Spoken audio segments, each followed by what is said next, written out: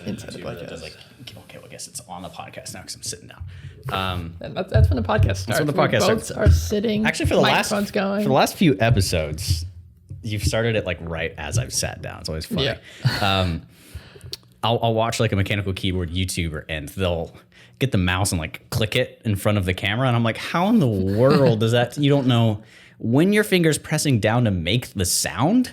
How is that helping you time it properly? It's really interesting watching like people review those things because man, it's very ASMR kind of. They put the you can hear the. That's why I fucking love it, dude. Yeah, it gets me excited. Even though I'm not big into like the keyboard sounds as much as you are, but it still does something in my brain. Yeah, I every time I see a keycap set, I think you would like it. It's literally just like a black one with like maybe red accents on it. That's my aesthetic, as the kids say. That's always the thing that makes me laugh is the weird ways people do the audio syncing. I'm like, it's got to be a very clear, sharp, slap and clap or something like that. They'll like the most random things, but if they're used to it and it works for them, I guess that's fine. I used to, before OBS existed, I would have to record my game separately from my audio, from my microphone.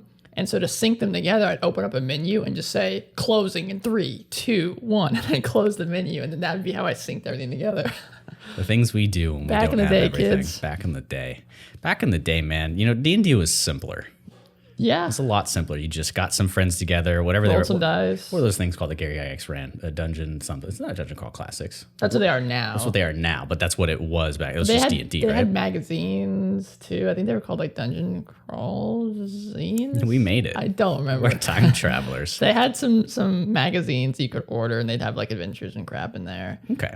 And most of the time, I think people just brought their characters, and they kind of played, and it was mechanics-based. Is that sort of stuff, yeah? Yeah, people would go. I think it's similar to what Adventures League tries to do now, where it's like a continuous character you can take from place to place. People would bring him to not festivals, conventions, and they'd play things. So that's where Tomb of Horrors existed, because Gary Gygax got pissed off at the type of people that said, "Oh, I can take anything you can throw at me." He's like, you know what? Fuck it, bring it on. That's why he made Tomb of Horrors, just to kill everyone at conventions. Yeah, I think that's how D&D really, really started, and it started to change a lot over the years because of media and portrayal of D&D outside of just a player setting. Yeah, and I think different types of people got into it. 'Cause at first it was just like the nerdiest of the nerd dudes that would play it. Yeah. And then the people didn't really want to, like, not actors, not theater guys, just guys that wanted to, like, people that would probably be playing like World of Warcraft stuff back then if that existed. Like the big fantasy. Not Game of Thrones. Stranger Things. We're watching Stranger Things. Well, actually, they probably be reading A Song of Ice and Fire. Like some people that love Lord of the Rings and just want to go around and bash some goblin heads. And that's what D&D was really built around for the longest time. That and finding magic items and gold and raising your fame. There wasn't really much of a role playing aspect until I'd say in the last 10, 15 years or so.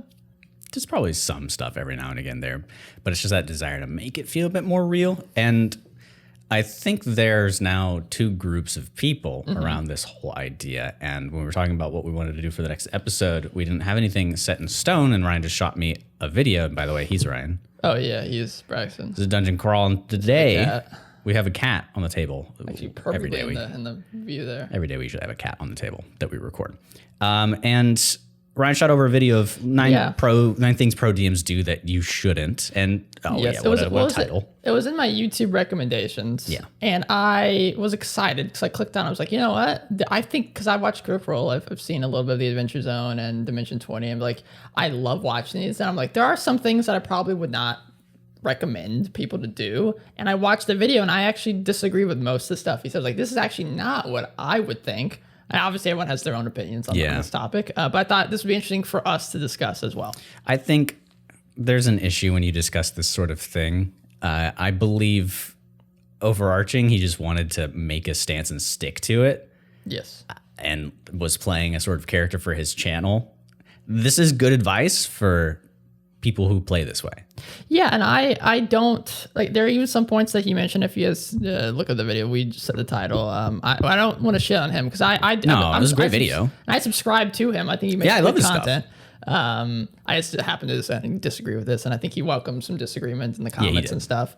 Because like I said, this is a interesting debate. Everyone has different opinions on what D&D looks like, and I think the biggest thing we could say before we even say anything else here is, just have a session zero, make sure everyone's on the same page. If everyone's on the same page, you can run your game whatever way you want. You know, it's not on the same page. What? The gate. Oh, the gate's not on? Gate's not on the same page, and that thing is miraculous. Waffle Ryan. So what he's doing, he's turning on a audio gate that will prevent background noise from creeping into our recording process. This gate is fucking crazy. It's a crazy gate. Crazy good. We've had it for a while and didn't know it. Cat's like, bro, where did you Yeah, the cat's staring at you.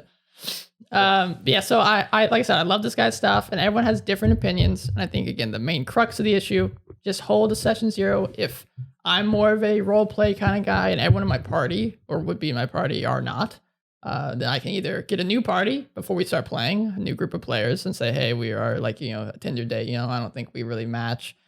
Or you can change your game to kind of fit what you like, but also cater to what your players are. So just be on the same page. Yeah, check out way back when, I don't know if we've done 1 or 2 session zero episodes, but we definitely talk about it a lot as we've gone through the podcast itself. So keep an eye out for those. If that's the discussion you want to check out, we're going to try not to be too redundant here, but it is really important when you're discussing this sort of Tinder-like matchup. That'd be cool if there was like a Tinder for DMs. I guarantee there's like a looking for group sort of thing. I think you know what? I think someone tried to make one and I don't think it ever took off. No, it won't. I did find a player on Reddit once. There was an LFG Reddit thing, and you just was this our local area one? No, it's just on LFG Reddit, and you dox yourself, say where you are, and say what you're looking for. And it's not just D&D. People are looking for all sorts of players. Long walks on the medieval beach. Yeah, you can say what you're looking for in a player, and people say what they're looking for in a DM, whatever. Yeah, so every point that I'm about to mention, you really could just boil down to just talk to your players. Yeah, so I wanted to get that out of the way because let's talk about this from somebody is stating this like he was, and you should not do it. Yes, yeah, I was even because I watched it with my girlfriend a couple times, and there are a couple points where he said your players may not, and I was like, I would have less of an issue with this video if that was how his every statement was. Yes, but it's not, and I think the ones that he does stick to, it'll be interesting to go on them where he doesn't say may not because I don't know. It was a little frustrating of a video to go, but he didn't make it sound like it was an objective truth, and you could tell he was YouTubing. He is YouTubing. He's YouTubing, so very animated. Yeah, he's a really cool guy. I've watched him a couple times. So the way I broke up my points here is things you should do. I think these are things that pro DMs like Matthew Mercer, Brennan, no D's, not Brendan Fraser, whatever. Brennan. Yeah, Brennan. I can't remember his last name, but the guy from Dimension 20. And what's the Adventure Zone? Oh, we got Griffin McElroy, etc. Insert other big D&D shows here. DMs, Griffin McElroy especially. Abria, all these people. I think there are things they do that you probably should do no matter what your game. I obviously, from my perspective, was a more role player kind of guy. I think there are things they do that you should probably adapt into your games because there is a reason they do them. It's important to the game, and there's a reason why us as viewers like it. And then I have a shouldn't do. I think there are things they do that me and other DMs probably should not do, and this usually just boils down to time management. And then I have things to consider, things that I don't think are a necessary component, but things you could maybe add into your game if you're feeling crazy. Okay. I just kind of went through what he said and gave my thoughts on them, so we should be able to line up there and see where you fit things. I use that as a basis for so we'll probably line up in most areas. So I'll start with my should do, and then we can jump off to some other stuff. Yeah. So things I think you should do and take from other pro DMs are interesting and non-interesting role play. Okay. So I think this is less of a DM thing, but obviously me as a DM can model this for my players. But to me, we're playing a tabletop game. No, role playing. There you go. It's a TTRPG. We're playing a tabletop role playing game. So to me, the role playing is an important aspect of the game, and it's one of the pillars of D&D. It's, role playing / social exploration and combat. I have an issue with the term role playing in games. Mm-hmm. So tell me more. You get things like the Souls series and Hollow Knight, and a bunch of other things, and they are called role playing games. Would you call watching a movie role playing as the character? I would not call myself, I would not call it Dark Souls, Elden Ring. But their role, you're playing a character and they're in a world and you're moving them. I consider more stuff like Mass Effect or I feel that a bit more, because you have choices to make. I mean, this is where the genre has become issue. Like, I don't think I'd even consider Life is Strange role playing, because it's a story. You have decisions, but you're not really like playing a role. You're playing Max. So that's my complication with that role playing term. Is role playing for me is like full on acting. Like, yes, you and of course, are not doing everyone plays everything. D&D that way. No, and I'm not trying to ask you to do that, but I don't think even like the closest to it would be a old style Bethesda game, like the Obsidian versions of Fallout and those sorts of things, where you're really, really making every decision versus Skyrim now, where it's really not.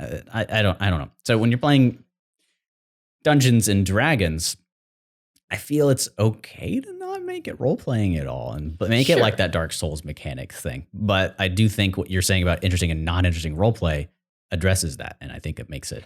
Yeah. So what I mean by interesting and non-interesting, I think to me, and this is not just being party members, to NPCs as well, I think to me it's a crucial part of the experience, because I like making, and of course we're playing a game, but I like making it feel, I don't know, I like making it feel more realistic. And even though we're playing a big fantasy game, I like making it feel a little more lived in and interesting. And think about it, if you're sitting around with your bros, your girls, your friends, you're not always just talking about the most interesting stuff in the world. Sometimes you're just sitting around the campfire and you're telling a stupid story, or I don't know, whatever. Yeah. And so to me, there's something to be said about having this non-interesting, talking about mundane things, because while it may be mundane to the characters, to the entire party cohesion, I think it increases it. And I think it's a crucial part of the game and story. I mean, if you watch Game of Thrones or these other, big TV shows, there are times when they're sitting around, and while it's quote unquote mundane, there's character development happening there. And obviously we're not all actors. Yeah. So you're not probably thinking about character development 24/7 when you're sitting around with your friends rolling dice. Yeah. But still, having these times where you can just shoot the shit and have fun, I think is important to the game. Let me see if you don't. So this is a good time to bring this in, actually. Bring it. So I think that non-interesting side of it is important for people who aren't putting on shows. When your players are role playing, it's awesome if they get super into it or they're a great actor, but it's okay if it's like actually just boring as fuck. And as long as they're having fun, and you're having fun, everyone's enjoying it. Yes, that's the key point, because I don't think you mentioned this, at least within one of your titles, but our resident YouTuber, I need to, what's his channel called? I want to make sure I know so I can call him out properly. In my nostrils. It's the DM Lair. DM Lair. Yeah. And he's got a Kickstarter coming out too. So check that out. Yes, he does. Actually, this come out 2 months ago. So I don't know if it might have come out already. Might have already come out. It's okay if there are two players talking amongst themselves and for the DM to not push it as long, if what he said about making sure they're not on their phones and distracted. If everybody's engaged, good. If not, make sure everybody in the party is having a good time. So that's the only caveat I'll give about these role-playing scenarios. Yeah, I think having two players role-play for, like, I mean, you see it on our home game. Our game's very non-standard. Yeah, well, it's fun, it's enjoyable, but I think there obviously is a point where it's important to stop it from dragging on forever, because sometimes, like we said, players are not always actors, so they're just they start kind of going around in circles. That's when either you as a DM or as a player can jump in and bring it back to the game. Yeah, I mean, even me, as somebody who's gone through theater, it takes me a lot of time to get into actor mode. So I'm not even actor mode. Yeah, and I think that's definitely okay for sure. So that was something that I wanted to point out that he'd mentioned as well. It is a bad thing when people are just stealing the game and nobody's having fun. Yes, for sure. But you can still do a fine this. Line. Yeah, that's something I wanted to bring up there. What's up next? So the other thing I have is to make the encounters matter because of the story. You don't want to just go mash some goblins because we need some golden XP? Well, again, I guess that goes down to session 0. If that's what everyone wants, and you're playing XP and everyone's having fun just bashing goblin heads in and getting XP and gold and fame, then that's awesome. But to me, I think this can be tough because we're not professional storytellers.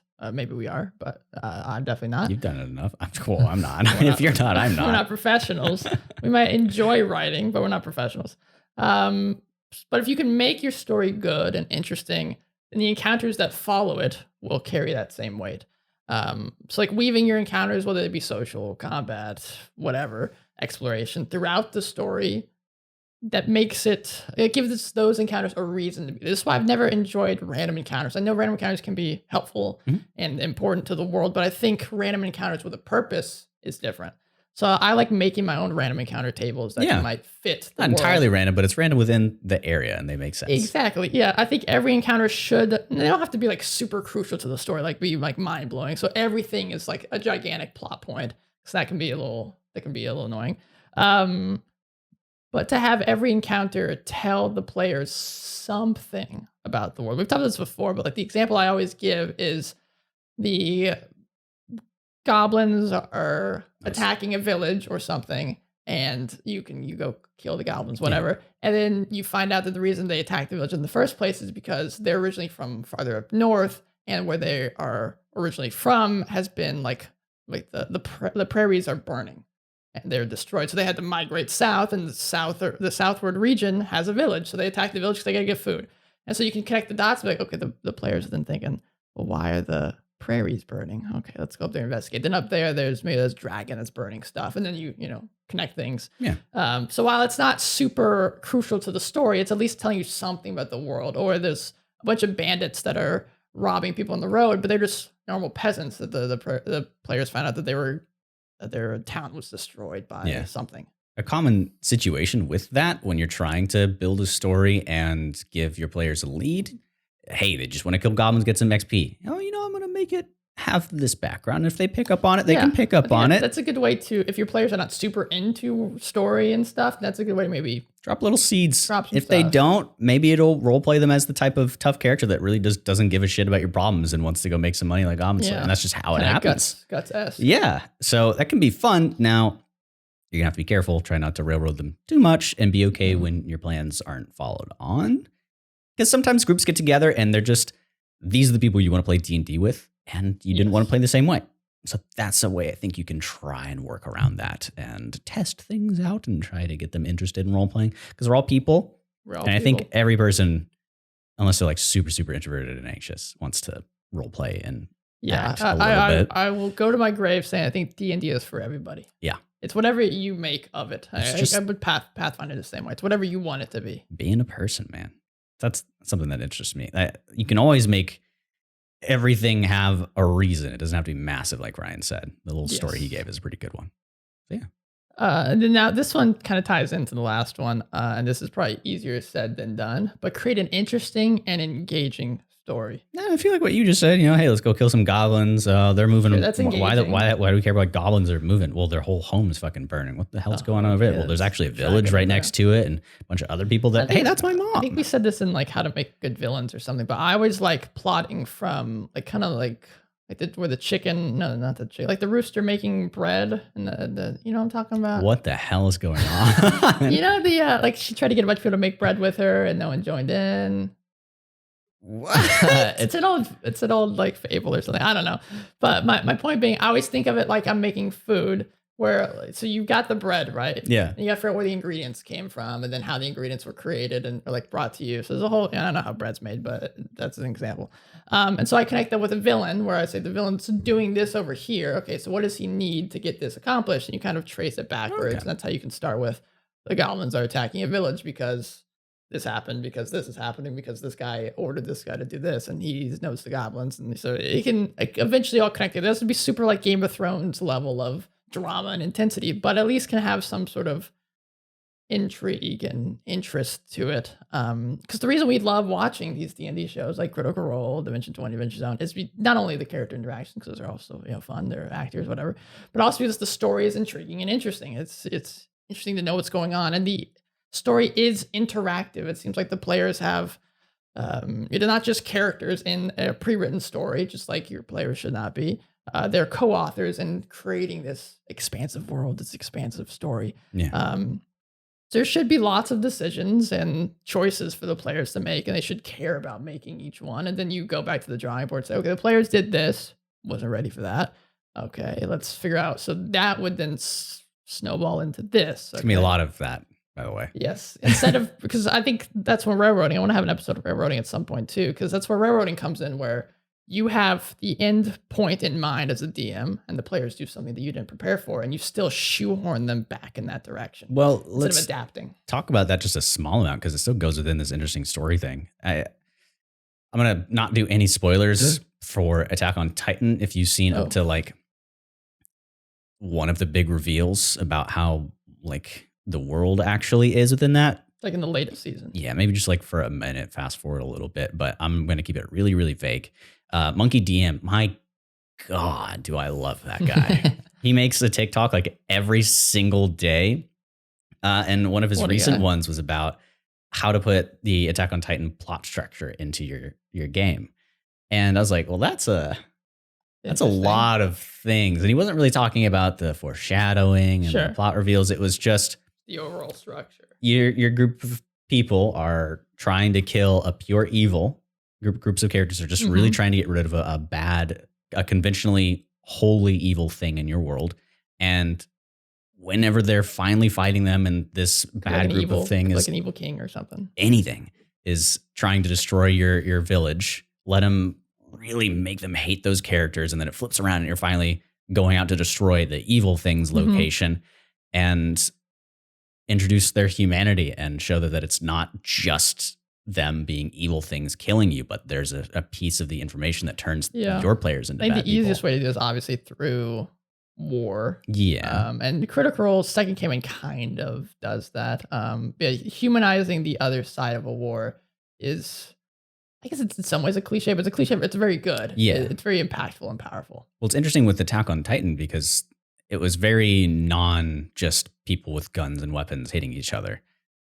They're flesh mechas, basically. So it was really intriguing that there wasn't just a reveal of, well, they're humans too, and they're okay, and they're just thinking that you're as evil as they are. But there's a third portion of it that's backing everybody into a corner, and that people might say it's railroading whenever you put your characters in a decision where they have to either make a sacrifice or do something that is just genuinely evil, putting them in a situation like that where they're backed into a corner. I guess that could be, I can say that more just a tough decision. Yeah, but it can feel like railroading. It's like, why do we have to make these two choices? Well, that's how life works sometimes. You come up with a third one, go for it. Go for it. I mean, she's stretching. She likes to stretch into stuff. But I found that really interesting. And it's a pretty basic plot structure. Yeah, but it's okay to back them into a corner and make them feel like it's railroaded if you've justified it up to that point, you know? Yeah, because I think if they're backed into a corner, it's usually the decisions have led them there. Like maybe there are things you could have done on the way, you didn't. So now you're stuck looking at this guy, and you got to decide now. Either he's going to destroy your village, or you got to go do something right now. And shit, how fun would it be if you started like super in media res and your characters were already in that point of make the evil decision or leave and things get fucked up? And it can feel shitty when they don't have the background, but let them make that choice very early on in the campaign and feel the repercussions of that for a long time. Well, that's how we've talked about before with Matt Colville's live show. That's how he started. He started with like a big moment where like most of the characters died. And he told them from the get-go, this is probably what's going to happen. And they had like quote unquote backup characters. They're called retainers, which I remember that. Yeah. Which he brought into his. It's a good mechanic. Yeah, it's very interesting. And so then they got to play as the retainers. One of them survived, I think, and then the whole point was then the retainers are all getting together, and that's the new characters. So then figure out how we're gonna go get revenge on this guy just killed everybody. Get people who care about something, and then not like a Deus Ex, but like turn the tables just to turn them. But you'll figure it out. It's not as hard as you think. You can keep it much simpler. You don't have to cross the red strings all that much. Yeah, I think it is helpful to have a basic plot structure but not be married to it, because that's when railroading comes in, when you become stuck to this plot structure. Like I always love creating out of the event. Like, what would happen if the players did nothing? They did nothing, then X and Y and Z would end up happening. Sometimes he thinks about that a lot. Yeah, and I feel like things happen. But if the players do something, then that's when you adapt and change and start instead of just being stuck to the story. This is the interesting part of it, being flexible. Yes, it's okay. That's very crucial. Now, you can do I swear to you, I know you're like, I just want to do numbers and stuff and hit things and make encounters and roll dice. You can do that and make a really simple goblin's field being burned by fire. That's code Killer Dragon. It can be super simple, but actually, the dragon's a human who's trying to prevent something evil from coming in. It doesn't matter. It's like Monster Hunter's story. Okay. It can be that simple. Nobody has names except for just whatever the hell their job is. Yeah, what their job title is, yeah. Why is this happening? I don't know. Monster's strong and destroying the ecosystem. Let's go fucking fix it. And you find out they're destroying the ecosystem. Something's crawling out of the final boss. And I can't spoil it for Sunbreak, but I'll tell you later. It's literally my VTuber. The location it's from is called the Yawning Abyss. That's scary. It's so cool. But like this big world-ending evil's coming. Why? I don't know. It's fucking strong and we kill monsters. Let's go do it. Yeah? It's on. It's recording. It's just in front. Just making sure that yours was not the one that was muted.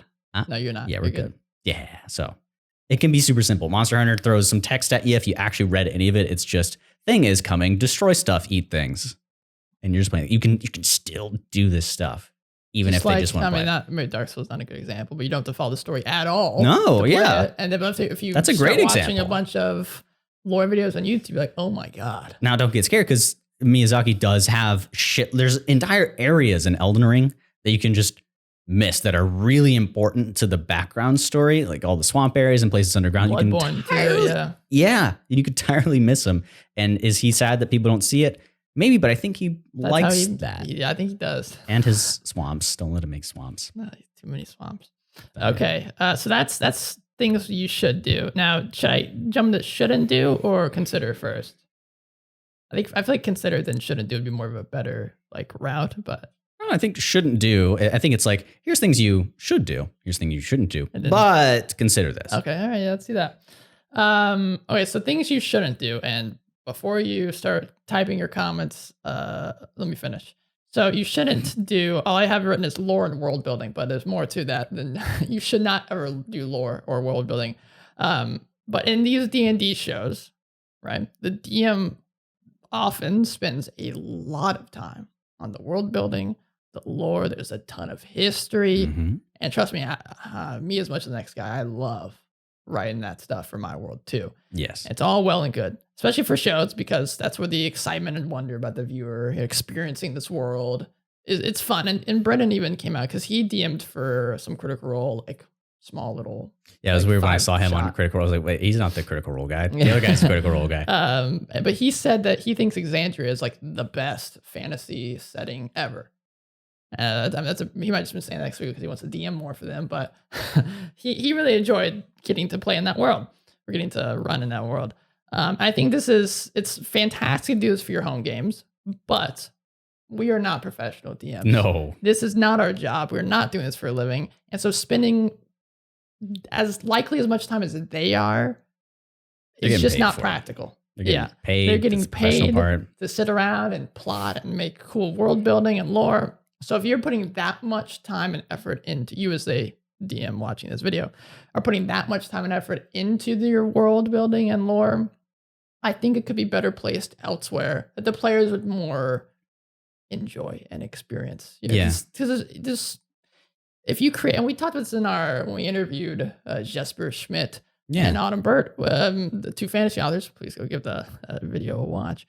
But you can create your world building and lore. It can fill up a whole dictionary, but it doesn't matter if the players never encounter any of that stuff. Is it wrong if, let's take one of our friends that we've known for quite a while from streaming, online handle Dark Champion. So he writes a lot, and telling him, okay, you've got this campaign that you're about to do for this group of people. Have you written like too much? Are you worried about them not crossing over it? I could hear him respond. He's like, oh, well, I was going to write anyways. Yeah, I think if you have the time and the ability to do it, go for it. Because I do this as well with my stuff. But if you spend so much time on that you're not figuring out ways that your players can interact in the story, you're not making it fun and interesting encounters for them, and you just have a dictionary of world building, and your players have a lot of stuff to interact with, but nothing to do with it. Yeah. So that's a caveat there. It's like absolutely write your heart out, but save the time to make the game. This goes back to the video as well as a comment was made. Don't have these long stretches of exposition and story or just words. I think it's okay to do that as long as it's efficient and it's something that needs to be or enhances the story. It's you can tell just looking at your players' faces if it seems all right. And it's that time old saying of it's easy to write a lot, but hard to write a little. Yes.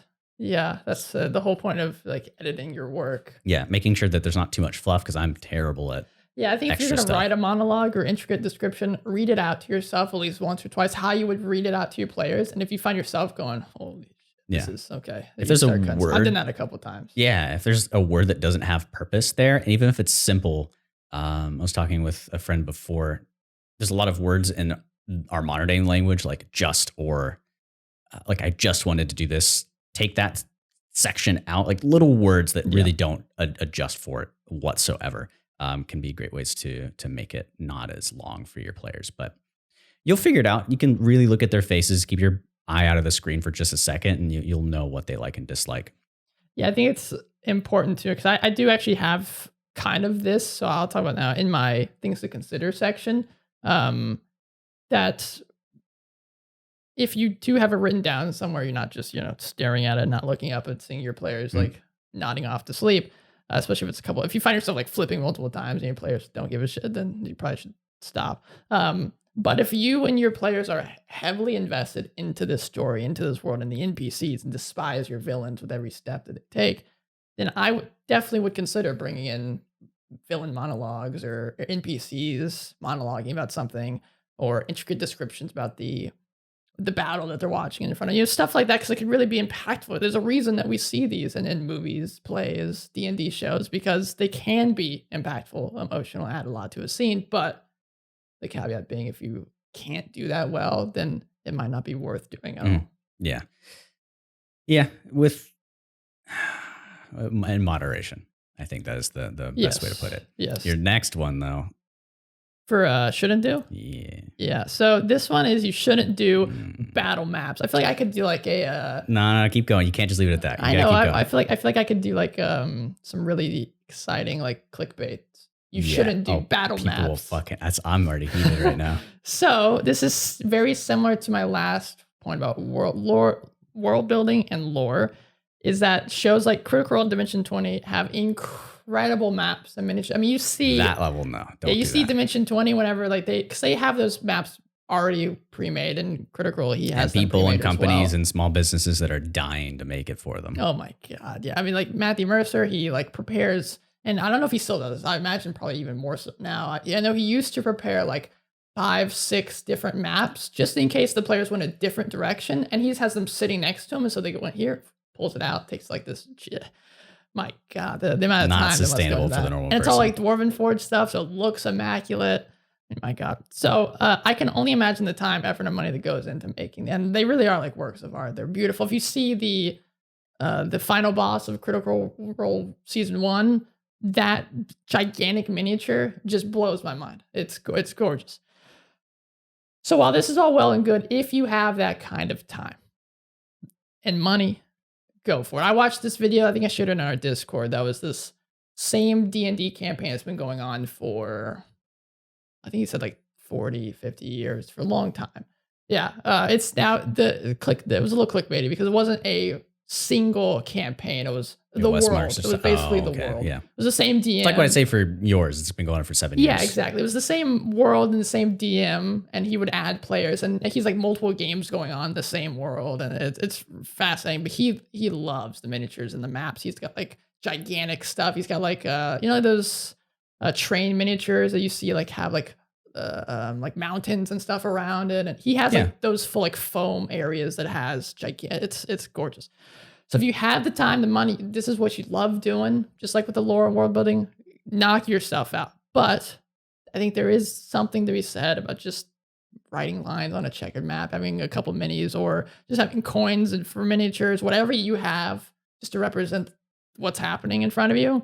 remove the That's clickbait fine. for a second. He's not saying don't do battle maps. I think battle maps are single-handedly one of the best ways to get your players interested in something. You should have a visualization of some sort because it's very helpful to be able to. We've had a whole episode, I think, on theater of the mind. It can be tough to get players that are not visually minded in their head to be able to visualize what's happening. I don't have a lot of similar thoughts to people when they say I am a tactile learner, or I have to see and do things, or I can hear it once and just do it. Fucking everybody's a tactile learner. Everybody will learn better if it's done in front of them or taught directly. Nobody is not that. They just might have an easier time getting something from the start because they hold information better. Well, your professor sucks, so you got to teach it to yourself. Kind of thing. So when your professor says, well, this is just how the school system teaches you, but my students are visual learners, or my students can hear it and be, it's bullshit. If they teach like that, they're not a bad teacher. They just should learn something. They don't. No, this is a very, very common point of view. So I may be incorrect. That's just how I feel about it. It's a thing to consider. Battle maps, I love them. Yes, battle maps are fantastic, but don't. If you're spending all your time there, then you're likely not spending a lot of time on other things. Now, if you have the time for all of that, then go for it, because that adds to your game for sure. And you guys are probably online. Most of you who are playing, or I don't know, we've got a lot of people who played like super traditionally, especially nowadays. Now that we're closing in on the end of the pandemic, hopefully. Well, there's a new strain. Yes, there's a new booster that's going to. But so we'll see. Please be safe. There's a lot of digital stuff that goes on that does make it easier. It is even easier though to get lost in the weeds on them. Tailspire is really cool. That's not fully out yet, but if you're wanting to get something that's as close as possible to what Matt Mercer does and does not take the amount of time and resources, Tailspire, it's on Steam. It's really great. Don't get lost too much, just like the world building. But if your players are really wanting to like jump into Curse of Strahd, there's every single map and area for that. There's going to be a learning curve, just like any video game. But if that's something you want, you can do that. And I would recommend Encounter Plus. I have this this is what we use for our live play one shot. What we'll be using for the live play. It's pretty quick, easy to set up, but there's a lot into it. So they have a Discord that helped me figure out what I need to figure out so I'm not getting super in depth with it, but they have people just like Tailspire that have modules you can download that have full maps, pre-made maps of modules and things that people have created. And it's super cool. You can add minis to it and all sorts of stuff. So check it out. Oh yeah. Okay. Subverting expectations too. Yeah. So this one, I all I wrote was subverting expectations. But what I mean by this. Hold on. Is it literally just here was the goblin, but he's actually this, but he's actually that. Doing that too much. Yeah. And trying to have twists and turns. Literally, because it can be exciting, sure. And a lot of these D&D shows have a big twist and then everything changes for like the last 20 episodes or something. And that can be exciting and fantastic and cool if it's done well. But if you're subverting, if you become the last season of Game of Thrones, for example, then that's not good, obviously. Even if you haven't watched it, I'm sure you know the reactions to that. And it was not very I recently found out that is how it was supposed to end. They just didn't have any of the connecting dots. Yes, so that they figured out how it was supposed to end and then kicked out the actual author that wrote the story and like, let's write it ourselves. Where I'm at now, like that ending makes sense because that character who gets to be the thing is like getting a lot of time and lessons and teachings that would make it make sense. But there's some stuff that's going to happen. I'm like, you still got a couple seasons. You have like I haven't got back. Stranger Things has stolen my attention. Understandably so. Yeah. But the reason I have subverting, because that's literally the quote that they use, the writers for Game of Thrones. You're like, we're subverting everyone's expectations. Like, yeah. For the sake of it? Yes, pretty much. And then they would do things because they became known as the show that was constantly having twists and turns because the writer that wrote the original novels had great twists and turns and things were always, you could never trust what was happening because you didn't know what this guy was really thinking and plotting. And that was fantastic because he's a good author. And then when it became fan fiction and they just were like, okay, we're the subverting expectation guys, we got to keep doing that. When you're creating a resolution, there can't just be subverting. You got to have a resolution. It's got to resolve on something. It can't keep resolving away. I could have a whole podcast like Game of Thrones because I just get angry thinking about them writing. You big picture movie people and TV people and game people have to have patience when you get George R.R. Martin on there. It can't be a project that your company says, hey, we need money now. Well, they disagreed with what they kept a character out of the show that he said was crucial to the plot. And they said that we don't want him. And he said, okay, well, you can fuck off. And so he left. And you can see Good what for happens. him, though. Woo! Just go read it if you like reading. Reading's hard. There's a spinoff coming soon. So. And that is following who? The Targaryens. Or is it just continuing? Back in the past. Oh. Yeah. So Daenerys is a family origin story. Up until the big event that starts. Kind of, yeah. I think it goes pretty far back. I'm not positive. Okay. Oh, we might see more Ned. If it's like that far back. It's going before there were before any of the characters that were in the show were alive. Okay. Yeah. Now, did he write this? I think he created the history. I don't think he's actually writing on the show. Okay. He did write the World of Ice and Fire that has these events in there, and there's a series called, or a single book called, I don't know what it's called, but it's kind of a spin-off, but it basically tells the history of the Targaryens, which is what this show is loosely based on, I would imagine. Pretty good book. So if you like reading about food and stuff. Things to consider though about D&D. Oh, things to consider. This is not a Game of Thrones ranch show. So I have two things here to consider.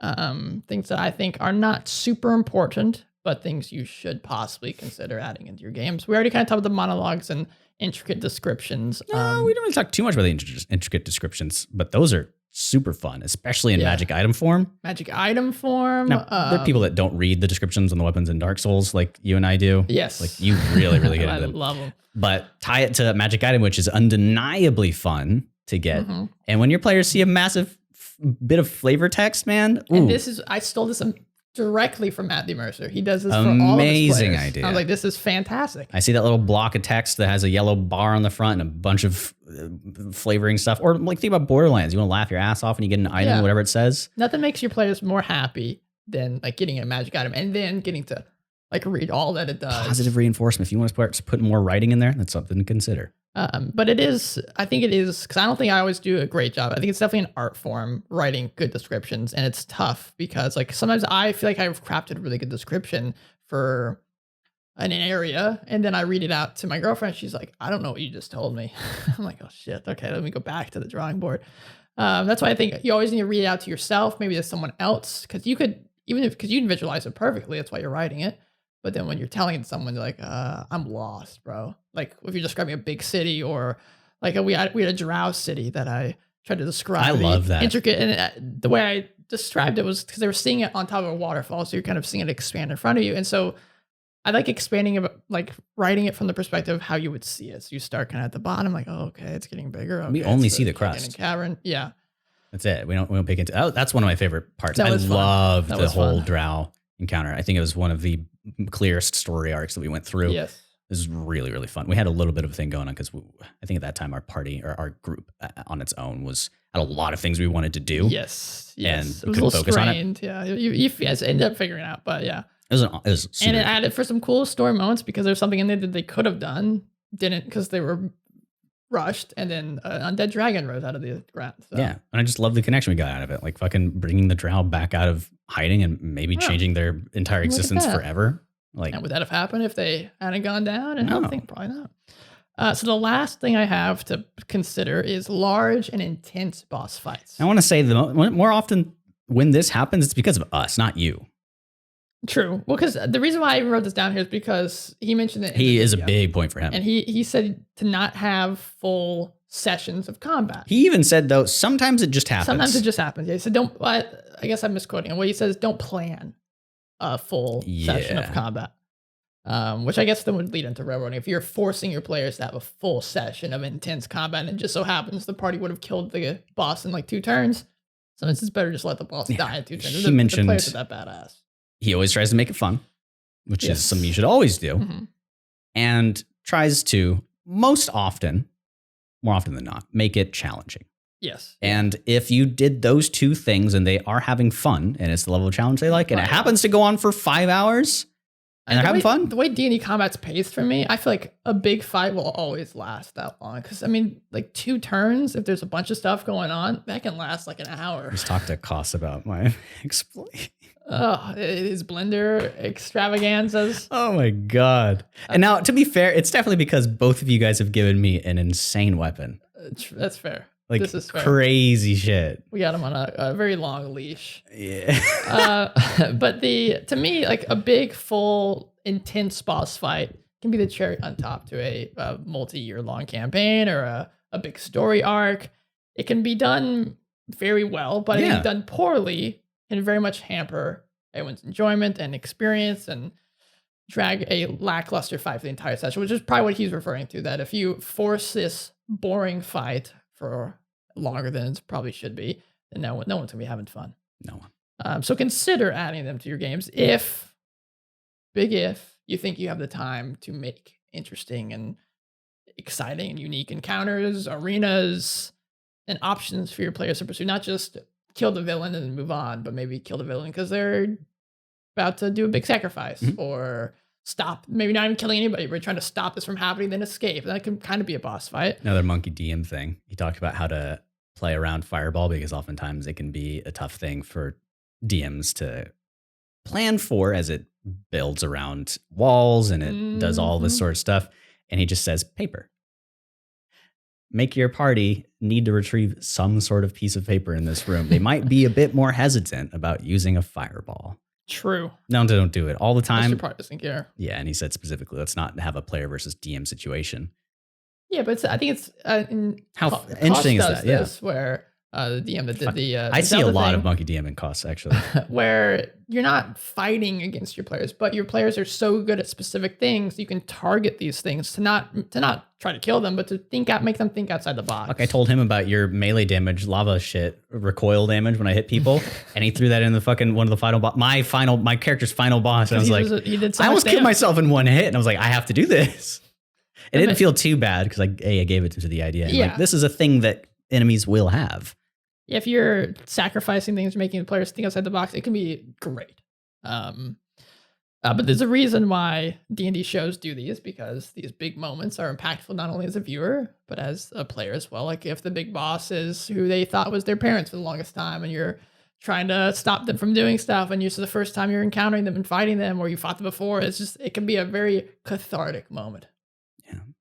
Yeah. I think with my experience, I'm going to get, if it's written well, I won't, but I will start getting a little tired of parent issues. A lot of parent issues. Everybody, that's the thing. Everybody's got, most people have parents or parental figures or guardian. So it's an easy thing to draw back on. And most of the characters in our campaign that we've been doing for this long are these people's first fucking characters. So it's self-inserting. Like, hardcore, big time. I didn't even realize how similar my shit with my twins and his game is to the Byers in Stranger Things. Yeah, well, Byers. And you were watching that while we were fucking doing it. Yeah. Like, how much were you like? It's just like season 1 and 2, really, but yeah, because after it doesn't really do it too much. Yeah, it's very different. I do have a lot of. I don't think it's. I enjoy. We'll do Stranger Things. I'm envisioning. Once you finish I'm envisioning in less than 2 months because I'm watching it with somebody, so I can't watch it every night. No binging. No binging. I don't. I tend to like watching shows weekly, but it is fun. Yeah. I don't think it's by far not a perfect show. No, it's definitely not a perfect show. And I don't know what season you're on now, but I am on like episode 7, 8, or 9 of 3. I'm near the end. Like, okay, so all the stuff under. You're getting through the worst stuff. Yes, I think 2 is the weakest. And then 3, I like most of it, but don't like some of it. And then 4, I thought was a masterpiece. Well, I adored 1. Yeah, I liked the beginning of 2. I think are nearly the beginning of 2, but like the first 2 episodes. Yes. All the rest of 2 was except for like maybe just the end. Yeah, the very last episode is very cool and exciting. 3, I loved the beginning. I haven't liked. I like the vibes of 3. That's why I like. Yeah, that's why I like 3. I like the small character stuff and the growth and especially because maybe we're turning into the Stranger Things show, but fine, we're ending. But especially because the guys that are writing it every season, they're specifically not really parroting or making fun of, but like paying homage to movies that came out in the 80s. Oh yeah, absolutely. So like the 3rd season is like big summer blockbusters and stuff. 4th season's Nightmare on Elm Street kind of stuff. 1st season I would say was like kind of Stephen King-esque. I don't know what I would say. I just don't like the 2nd season, so I don't have anything to compare it to, I guess. Yeah. I'm sure there is something, I guarantee, but. Yeah. So right now, I've enjoyed less than I have been meh or disliked about the show. But overall, I still absolutely love it. Yeah, because I watch anime. Almost so much of that shit is terrible. That's why we're gonna have an episode talking about. I think it's the quintessential D&D media show that exists right now. Fucking. And of course, D&D is tied. But I think even if D&D wasn't connected to it, I could still see the D&D connection. My favorite moment, and this is a line that is said in season 3, but it's not really a spoiler. It's not going to ruin it for you because this is something that I know when you turned off that Xbox for the last time in your party that you were talking with, said, see you guys next time. And you never saw each other again. Whenever they had the big explosions, like, did you think we were going to play? Did you think we were going to have girlfriends at some point? You think we were going to play D&D in your basement forever? And Will just looks dead at him and goes, yeah, I guess I did. I don't even know if he said, I guess. I think he just said, I did. And I was like, Will, I just got goosebumps. I fucking love Will so much. Will is great. I mean, to be fair, the kid lost part of his childhood, and then they're moving on. He's like, dude, I want to still just play D&D all day. Yeah, and then he kind of shifts into playing D&D. And then they go back to no spoilers, but then they start playing D&D again the next season, and he's not playing D&D with them. So it's just so sad, man. Well, he made his decision. I was my heart broke. So he's my favorite character. It'll make sense when you watch. I do think he's the best actor, at least when he was a kid. 100%. He's the best actor in the show. And I feel like they're underutilizing him. So I'm hoping the last season will utilize him more. Okay, this is the last thing we're just talking into. But he's picked and isn't seen at all in the first season. And the first actor that shows up is him. The title is him of that show. And just the little things he does in that first scene before things shit hits the fan and he leaves. Well, if he was not a good actor, the show would not work. No, because there's so many things that happen. Just like, for example, I'm not gonna spoil him, but in the second season that are just through him and stuff. Yeah, that if he's not acting with his full heart, then it will just the ability to shout and yell and the facial expressions that he does. I mean, I guess one of the things I really love about the show is that the kid actors you don't often see kid actors that crush it. It's even like side characters, like I can't remember anybody else's names really. Gosh, the little girl they have go through the vent with them. Lucas's. Yeah. Yeah, I can't remember her name. Is it? I don't remember, but I don't know. I'm trying to think of all the other kids. Well, she's barely in season 2, and she's hilarious. And the thing that this show does is they buff out they buff out the families in the next seasons and make sure that they're more people, except for the parents, which I like, because the kids would not hang out with the parents. It's kind of like Peanuts. Yeah, kind of Peanuts-esque. But I do love the parents. They portray healthy parents in some ways, and I think it's important because there's a lot of kids that are watching this show. Okay, I have to stop now because we're gonna. There's a lot of things that this does to make sure that people who watch this as kids will have somewhat good examples of what good parenting and healthy relationships and being open and communicating is like. Except Hop in season 3. He's going through a lot. Poor guy. Going through it. He's being bitter. Okay. This is going to be a long time stamp. By the way, you can timestamp in Buzzsprout. Really? Yep. They have a little section for it. So if you have. Does it do anything for. I don't know. I think Spotify has it, so we should check it out if you feel like it. Just popping in the same ones as long as it's not too much effort. Or you could do it, and at some point I could copy whatever you have. Well, because if I do it already for YouTube, I just copy paste pretty much. Ooh, Stranger Things got music. Oh my god, the music. Okay. Thank you for listening. This was a fun episode to talk about. This is a core of D&D that is really important to have an open discussion with everybody or figure out as you go. Because sometimes you just want to play D&D and you don't have that session 0 because these are the only people who can play with you, like I said before. So hopefully we talk about some stuff that will help you figure that out, introduce ways that will make you have fun as a DM, have a little bit of story in there, as well as make your players who just want to hit stuff have fun as well, but then start caring. And then you can tear their hearts apart. Well, I mean, I saw that with one of our players. We don't play with them anymore, but from one of your friends you brought into our first campaign. He didn't really care. He was just there. No. He was just there to have fun and just roll dice. Now, by the way. And then slowly started like getting into the character and started role playing. And that was to me, that was one of my early experiences at D&D. That was one of my favorite things to watch. And really, this guy really didn't care about the story for a while. Really get into it. It's because of theater and D&D that I get compliments at work whenever we have meetings for how I get people engaged. Because you can see it, you like pay attention. Well, it's one thing to say. I was talking to my manager about this. She messaged me after we had a meeting. She was like, "I really appreciate your engagement in the meeting." I was like, "I was just speaking, just playing D&D." But there's one thing to be the face of the party and always talk, and then your party members get comfortable and rely on you to do that. Yeah. versus you doing it and taking it back purposefully sometimes, or to let them shine. Yes. Finding that one thing that your player is interested in and tossing them a little piece of bait, just a little bit, and them seeing that it's okay for me to talk. And then me turning towards, in this case, the meeting, I said something about a project they were interested in and they lit up, and I kept tossing it back over them and they got comfortable and spoke. And while they were speaking, I pivoted and asked them a different question relevant to the meeting itself and got them engaged.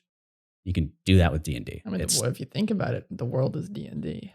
If you play D&D, you will think the world is D&D. It's very not. You can always take things that happen in the real world and pull them into your games. You can always do it. Speaking of the real world, we do have social media, which portrays our existence in the real world sometimes. That is at Dungeon Crawl Pod on both Twitter and Instagram. You might get a sweet little morsel of us going to a pub or a bar. Something coming out. I've been entertaining thoughts of doing clips again because there's some resources that have come out that make it a bit easier. So we'll see if I want to do that, studying social media and seeing how I can increase my effort there. Words. We have an email, thedungeoncrawlpod@gmail.com. If there's anything else you want to do, if you're a sponsor or somebody who got notified we had your ad on our podcast. I don't know how that works. Yeah, I don't know. But those have been fun. We haven't heard anybody hating on the ads yet. No. So you guys don't talk to us anyways, so might as well just put like 10 of them in there. You know? We have a Discord, which we've mentioned a few times. We don't have any games going on at the moment. I don't believe so. We're in hibernation mode, but usually I think it's around this time of year. Summertime. Whenever winter rolls around. I don't know. But jump in there, get to know us. There's some exciting things coming on the front of Discord because I do work there and you guys are going to love it. Get in there for when that happens. I can't talk about it. Get in there. But I think the Discord is going to be the future of the heart of everything the Dungeon Crawl in the future and a lot of creators in the future. So keep an eye out for that. We also have a Patreon if you feel like donating to us. If you have the financial means, it'd be super awesome. I've recently been buying some things for the podcast because Discord has been amazing. These microphones. Look at these mics, huh? Yeah. I know it's different. They are technically lower quality than the ones that we've had before, but the consistency and ease of use is so much better. Yeah, it's negligible difference. And it sounds great, and they work really well with the mixer over there and the stuff that we've already invested in. Yes, check out the link tree. It's really cool. Rate us 5 stars on Apple Podcasts while you're there in the link tree. While you're there. And live play will be happening sometime soon. I know we keep saying we keep saying that. I'm not going to say it will, but there is a chance Tuesday. There is a chance this Tuesday? As long as Kenneth doesn't floof out. We got to remind him because his man's busy. So he whenever he's free, he's like, oh. Because, I mean, technically it could. This is true. I just need to get the character stuff finished. Figured out. True. It is technically finished. I just want to set stuff in stone. Iron it out, yeah. Monkey DMs. If not, then we do it in August, I would imagine. Monkey DMs Warlock that he made is real interesting. So either look forward to it pretty soon or in August. Yeah. I'll be flying around a lot in August. We'll see. I think it's mostly on the weekends. I don't know. This is fun. Take care. He's been Ryan. He's been Braxton. That's me. This is the Dungeon Crawl. Thanks for calling with us. I don't think I've said that in a little bit. And next week, it's going to be something. What do we got? Do we have anything going on next week? I got railroading. We can talk about railroading. I think that's probably a good idea. But we think of other options. Hey, this is a podcast meeting. Get out of here. Hey, guys. Don't listen in. Spoilers. Get out of here. Here's the door.